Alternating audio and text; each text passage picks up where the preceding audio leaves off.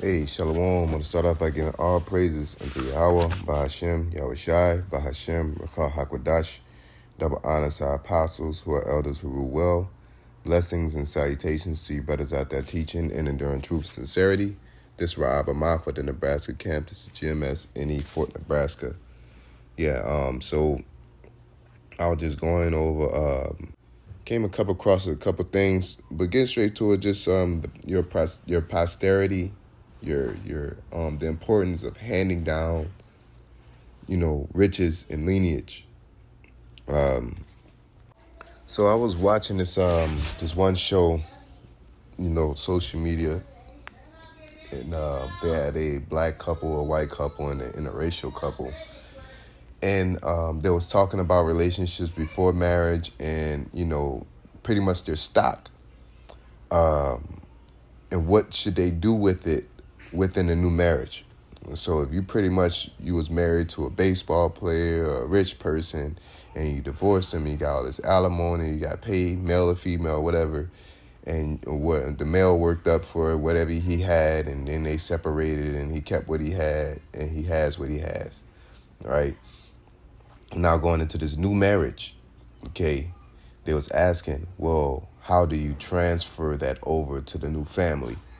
I.e., if you die, how do you invest in your new family? Things like that, okay? And, the black couple and white couple had no problem. Like, well, shit, I'm just going to put it into my family I got, and it'll the bridge will connect.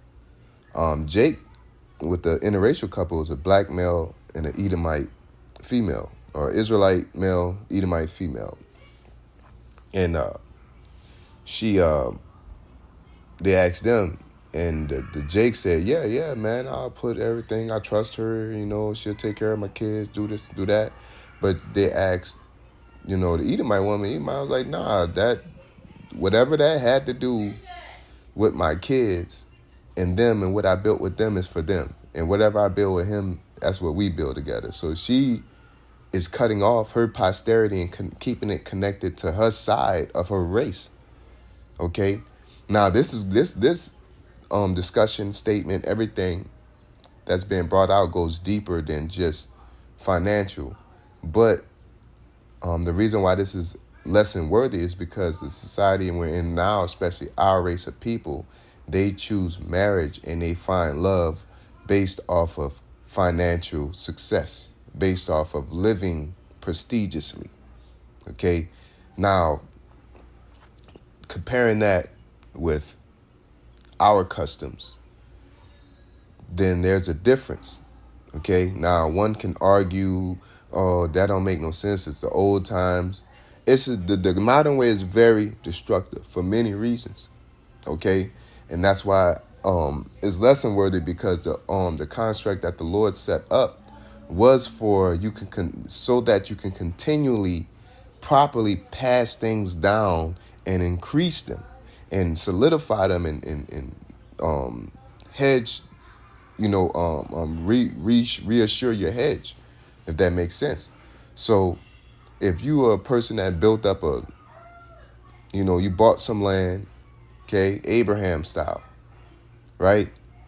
You bought some land and you came up like Abraham. If you marry a heathen, you know what I'm saying, especially in these times, especially, all that posterity goes in that direction. Okay? So you're taking all your legacy and funneling into Esau's investment. It's like taking all your stock, all your ideas, all your inventions, and then placing it and letting Esau patent it, and he give you the money for it. Is essentially what you're doing. You're giving up your ideas, your legacy. Sure, you're making money off it now, but when you go, it's not going to be in your kid's name, your kid's name, and it's going to detach from there. All right? They're no longer geniuses. They're no longer ambitious. They're no longer creative. That's the illusion that can be created. Okay? So when you go into, I'm reading out of the Bibles, the new manner and customs of Bible times. Okay? It says, young people did not normally decide who they would marry. It was marriage first and love afterwards. Although There was therefore a great deal more will than romance. It tended to produce a stable pattern of marriages. Okay. And the stability is based off of what marriage is for. Marriage is business first and then love after. And the business of marriage is not vacations. It's not having fun. It's not running the streets. Okay? That's the new stuff. Jake was, when you decide to have a family, now if you as a family, you go on a vacation, you go visit other people, you do things as a family. But to say I have a family it's not determined on how many vacations you take. It's not determined on how many gifts you give. It's determined on how you raise them. And how you raise your family, it's been changed in these times, but I'm going to say it in how I believe from what I study and me speaking as a man, is that you're handing down everything that you have. Now, us being men in the Lord, we're going to naturally hand down Yahweh Shem Yahushai from us to our kids. So everything that I learned, I am going to teach my child, right? And my child, if they're not rebellious, and that they, the best case scenario, they listen, is based off of how diligent I am towards them, how much I put into them, things like that. Now, if I marry an Israelite woman, she's going to support that view, and that's double the impact of that. When my back is turned, she's enforcing it. When her back is turned, I'm enforcing it. And I'm putting Israelite culture pumping into them. And then if I pass, she being the mother, if she's widowed, she's still going to be attached to that culture, i.e. Ruth. Okay? What happened when her husband died? Hey, go back to your nation. Okay? What about the kids? What about things like that? Well, they ain't have any kids, but you get what I'm saying. Okay? So my point is when you marry, not concubines, when you marry outside your nation, because women like to flip it, especially with King Solomon. Oh, because he married all those women, that's a problem. No, when he let the heathen into his house, which is a large statement. Okay, you're considering, when you're talking about a wife, that means you're taking heed to their counsels. You take heed to how they feel. A concubine is like a maid that you're plucking. You know what I'm saying? A concubine is a maid that you're plucking. You're like a maid. You got to pay him. You got to take care of him. Like if a maid agreed to say, hey, if you let me have the upper room, the west wing, over there, I'll keep this whole house clean. I'll keep I'll pretty much do the nanny stuff. And you let them do that, and you plucking them. That's a concubine. All right? But a wife is when I'm planning on, okay, I want to go on another business venture. You're considering, I'm about to get a car. You're going to consider, everything you do is going to be in respects to your family and your wife. Your how first and foremost. That's common sense. But I'm talking about as far as being in the flesh, being in the flesh, period. You're going to think, as the scriptures say, see here, let's get it real quick.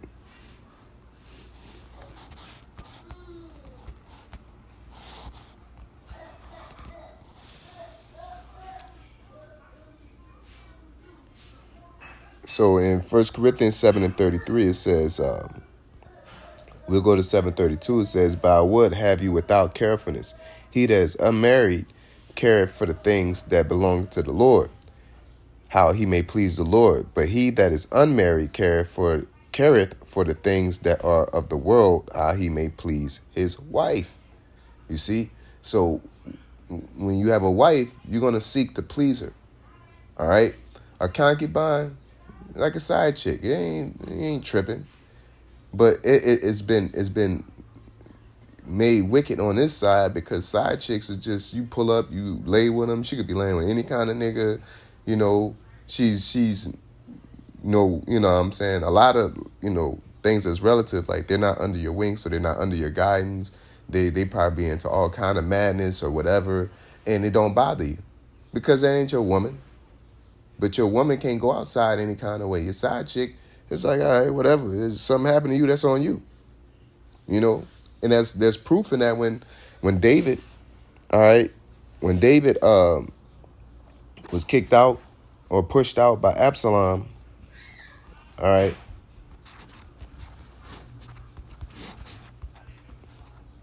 Look it up real quick.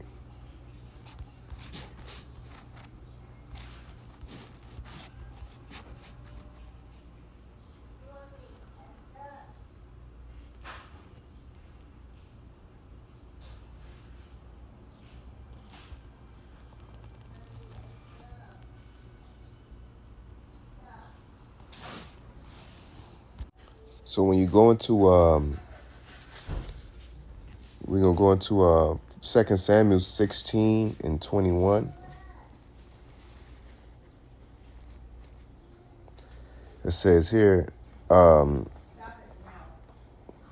it says, and Ahithophel said unto Absalom, go into thy father's concubines, which he had left to keep the house, and all Israel shall hear that thou art abhorred of thy father, then shall the hand of all that are with thee be strong. Because, in that situation in particular, there was pretty much solidifying the beef, okay? Solidifying, choosing a side.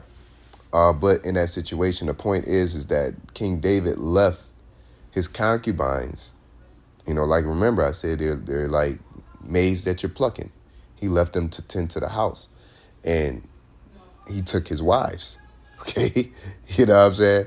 Now, not saying that, okay, these are rules. We see it written down. This is the custom of how you treat them, but it doesn't say that Jake won't go against that custom. Just because it's a rule and we're reading it, don't mean, okay, that's what we read, that's what it is. Because King Solomon did different. He had, concubines, and he treated a concubine like a wife, and added had idols in the Lord's house. Okay. And Solomon was a great man, through wisdom, but women is always, normally the end of men, you know what I'm saying, as in the book of First Esdras, via Zerubbabel. But the point is that, your posterity can be taken away. That's one of the, main reasons why the Lord don't want us to be dealing with heathen. It ain't because of their evil way as men, because we could just, if you're being evil, if you're mischievous, now women are mischievous, right? In this time and in that time, there's women of our nation. So it has nothing to do solely with your conduct. And the reason why I say solely, because your conduct does have something to do with it, because our women, especially then, were culturally more intact. So they wouldn't eat pork. They wouldn't, like the basic stuff. But it don't mean that they weren't disrespectful, that they probably were idol worshipers, but for the most part, they're Jake. So you can get along with them and you can reason with them better. Okay. But now in time, especially with women, they're like, oh, yeah, you're dealing with that white devil and this and that. And it's like, Jake ain't putting their heart into these women. You know what I'm saying? But at the same time, in a proper environment, these women should be used for some type of effort. If you got your Edomite, she need to be, doing something, nigga. She need to be driving you all over, breaking some. She need to be doing something. She need to be cleaning up. We have full control, but we don't. So we just deal with what we can, how we can do it. When it say you do what you can do and you can do it when you only can do so much, that's it. But the point is that, now when you see Jake walking up the street, now there's two types of so-called interracial couples. You got a nigga that's sitting in the passenger seat. We all seen this. Seen Jake sitting in the passenger seat, and old girl driving a car.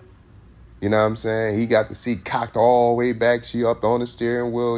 He's smoking a blunt. And I'm not saying what he's doing is justified. How he handling her ass is how you handle. That's how you handle it. Drive me around, motherfucker. Then I'm gonna do what I do with you. You be happy. You go home happy. But you're not emotionally investing in her. Jake didn't move around like that. You get your little heathen where they'll treat you a certain way, and they'll love you, man. They'll deal with you. But the moment you got the other Jake where he walking around, he got the glasses, he fitting their scheme, Their kids going to her programs. All right, they're talking more like her. They're acting more around, that area. Jake trying to lead culturally. He's not just dealing with a woman because he infatuated with her looks. That's at least forgivable. But for Jake to fall and get infatuated with a heathen, that's off. Because again, you're not only giving your finances, but you're giving your culture, and you're cutting off recipes, you're cutting off ways, you're cutting off tendencies, you're cutting off our lineage. Now, in this time, our lineage ain't worth shit. So it ain't, what I mean by that is what grandma showed me ain't worth nothing, man. Grandma showed me how to make chitlins and pork chops and how to go to church and all that. So I'm not saying that, we need to do that now so we don't lose that. We got to rely on the Holy Spirit to keep our culture alive and keep us in the right direction spiritually. Okay? But let me get back to reading, man. In the reference of the arranged marriage is in Genesis 26 and 24 and 67. We'll get that real quick because I was referencing the arranged marriage. Genesis 24 and 67 says, and Isaac brought her into his mother Sarah's tent and took Rebekah, and she became his wife, and he loved her, and Isaac was comforted after his mother's death. And they're reading the end of it in this book as a scripture, as a precept. But when you get into the actual precept, it'll tell you that, he was sent specifically to go look for Sarah. Okay. So, and they was talking about his posterity, the people, because once you're dealing with the foundation, the empty canvas of it, okay, I got a family. I built all this up. Okay? I built all this up. I got good kids. I don't want my kids with no bad woman that's going to tear down everything that we built up. All right? We built this nice house. We've learned how to farm. We learned how to do this. I don't want no woman coming in disturbing this. Okay? I don't want no man coming in disturbing this. So how do you then decide? It was arranged marriages, because as a grown-up, just like our parents would say, hey, don't hang around this person, don't hang around that person, and we ain't know no better. Wow, they're fun, they're cool, they fuck with me. We don't know their cultural imperfections. So then, therefore, we are now in this place of complexity, and confusion. All right, and mismanagement of cultural riches. Okay, you got people that, hey, and I could just say it plainly, you got NFL players, man.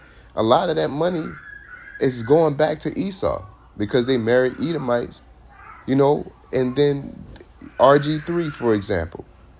You know what I'm saying? You got RG3, but then you got like Saquon Barkley. Like, that money going back, she's going to say, oh, we need to invest this. We need to put it over there. She's going to put cookies in his head, and it ain't going to be no bad cookies, but it's going to be the cookies that's more beneficial to her culture. Okay?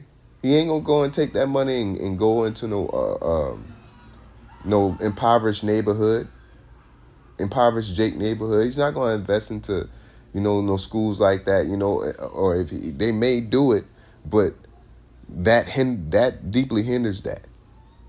Like a Marshawn Lynch compared to a RG3. If they get some money and they say they want to give it away, who you think how they gonna give it away? RG3 probably go to some type of cancer society, breast cancer for women, or something like that, and he probably do it that way. Where Marshawn Lynch, he be going to the hood and hand out turkeys like Nino Brown. You feel me? Like, so both of his base. But my point is that the direction, because the scriptures say they have zeal, but not according to knowledge. But the expression of the zeal shows you that it's more for the people. And somebody like RG3 would be more for America. Okay? And that would suffice in America's eyes. And that's what Jake gets pampered with is because Esau applauds that, and you feel like you really did a good job, because when a rich man speaketh, everybody hold his tongue. Okay, but continuing on, I wanted to get see here, because there's more to it. I'm not going to get into all that. I'm going to the betrothal. It says, once the arrangement to marry was entered into, there was a betrothal that was more binding than the engagement in contemporary society. All right.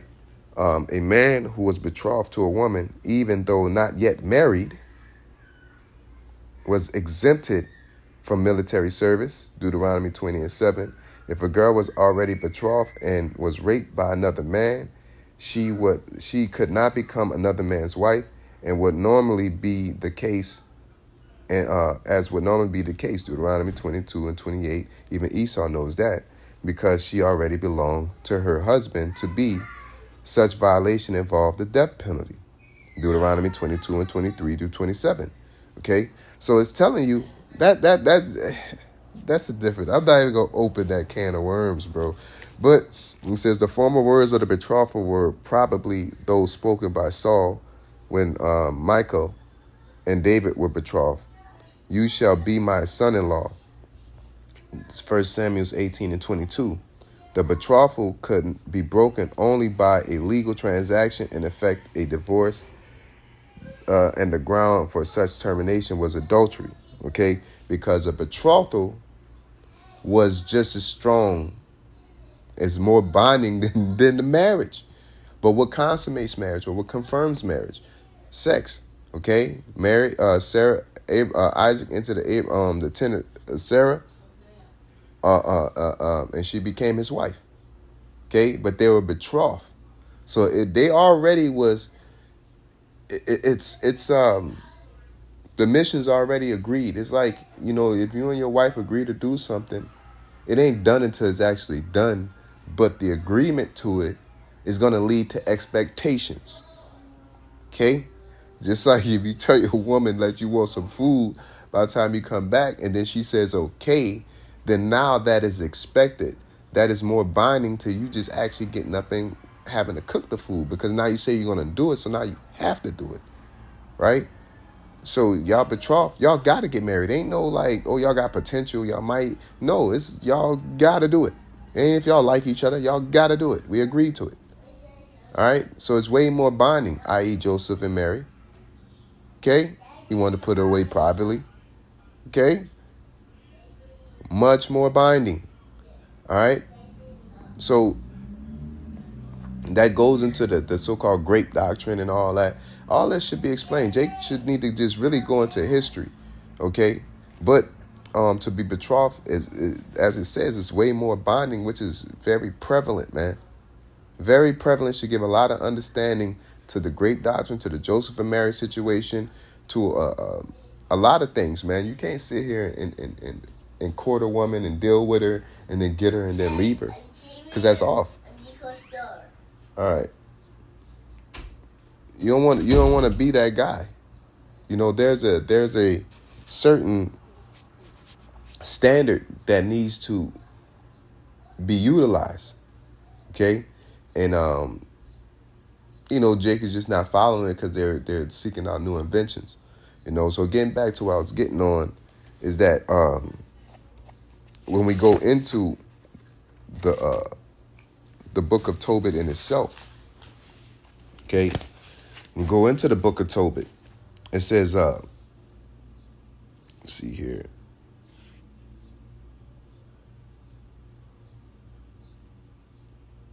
We're going to go to Tobit chapter 4, verse 12. In particular, it says, beware of all whoredoms, my son, and chiefly take a wife of the seed of thy fathers, and take not a strange woman to wife, which is not of thy father's tribe. For we are the children of the prophets, Noah, Abraham, Isaac, and Jacob. Remember, my son, that our fathers from the beginning, even that they all married wives of their own kindred, and were blessed in their children, and their seed shall inherit the land. because that's the main thing, is because one of the main things, because once you go back to Tobit 3:17, it says, Raphael was sent to heal them, both that is, to scale away the whiteness of Tobit's eyes, and to give Sarah, the daughter of Rachel, for a wife to Tobias, the son of Tobit, and to bind Asmodeus, the evil spirit, because she belonged to Tobias by right of inheritance. The self same came Tobit home and entered into his house, and Sarah, the daughter of Rachel, came from her upper chamber. Okay? So once you get into that, you start to realize that there's an inheritance that comes into a marriage, and the family's supposed to have something. Shit. A lot of these, and this is a different subject for a different time. Well, we'll get into it. But I want to get into this real quick. So when you go into Numbers 36:6, it says, This is the thing which the Lord doth command concerning the daughter of Zelophehad, saying, Let them marry to whom they think is best, only to the family of the tribe of their father shall they marry. So shall not the inheritance of the children of Israel remove from tribe to tribe.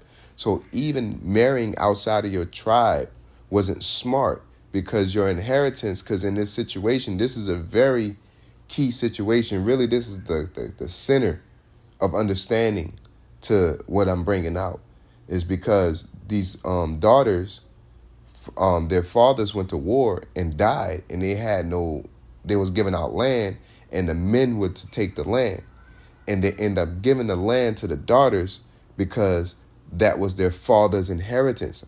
You mean to tell me I go to war, and then I go to war? I didn't go to war for the land. I went to war for the country, but for a reward, I received land, and that's a representation of what I did and the part I played towards Israel.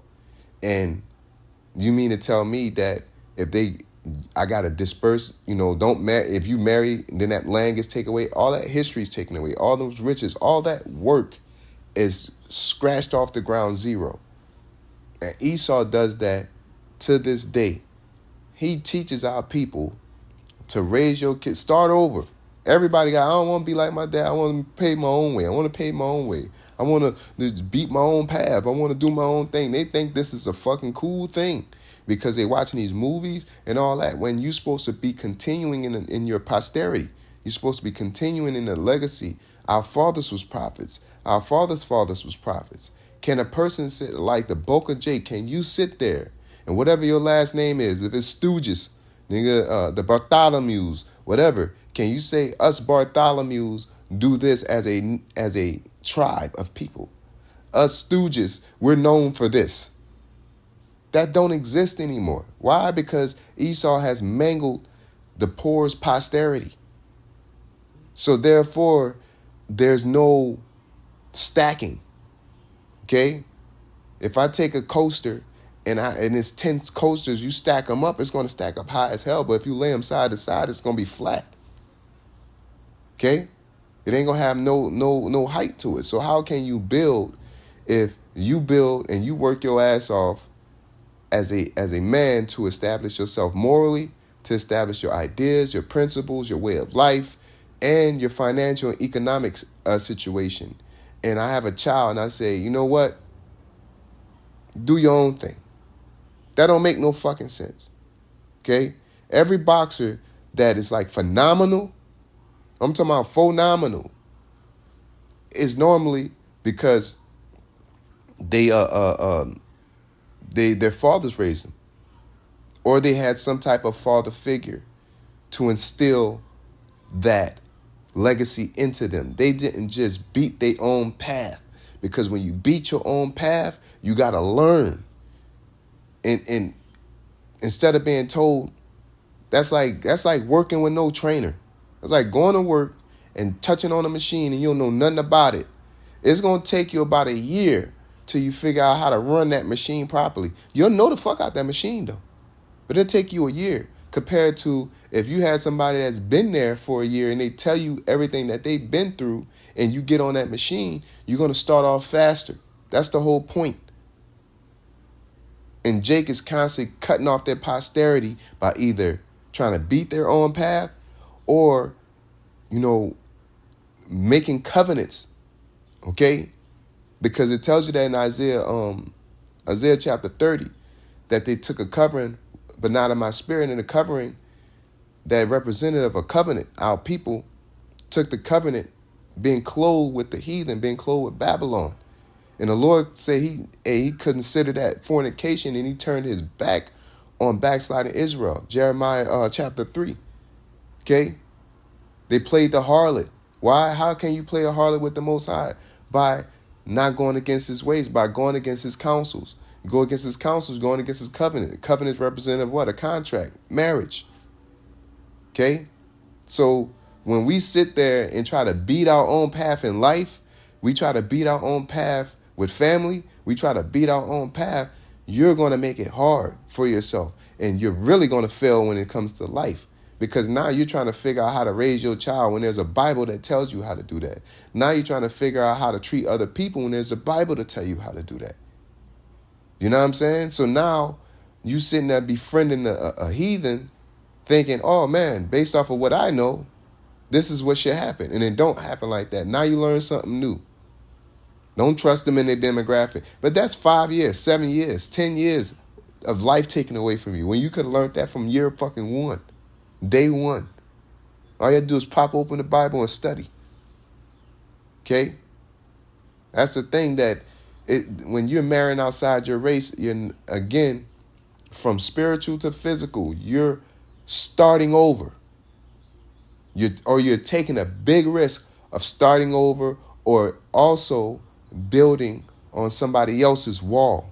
So now, just like we had to rebuild the walls of Jerusalem and the temple, that's like me having a heathen wife, and their kingdom is inspired to do, quote unquote, their kingdom, because they do that. They bite off our style, all right, to this day, all right?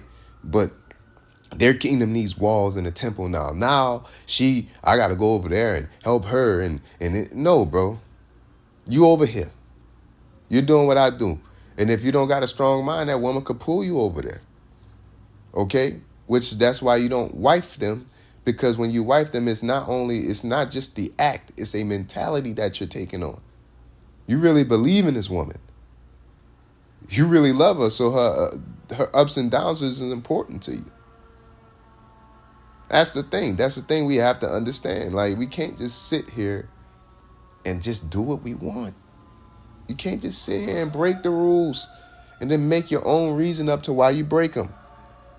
All right? It causes confusion. Order brings peace. All right? So I'm not saying that we can't marry outside our race. You got to have understanding.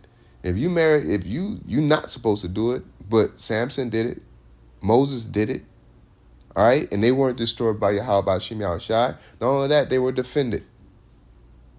All right? And the Lord don't give no man license to sin. So technically it's not a sin. It's just that's a bad look, bro. You know what I'm saying? You got to be a strong individual. Just like there's men that are successful in this world without fathers. But those men are strong individuals. You have to be a really strong individual to get through life successfully without any fucking help from a father figure. You have to be really strong-minded. You have to be ahead of the curve. You have to have a lot of shit going for you. You have to have a lot of diligence, a lot of shit. And then even on that strong will strongly cause you to go the wrong way. They don't give you the balance that you need. You know?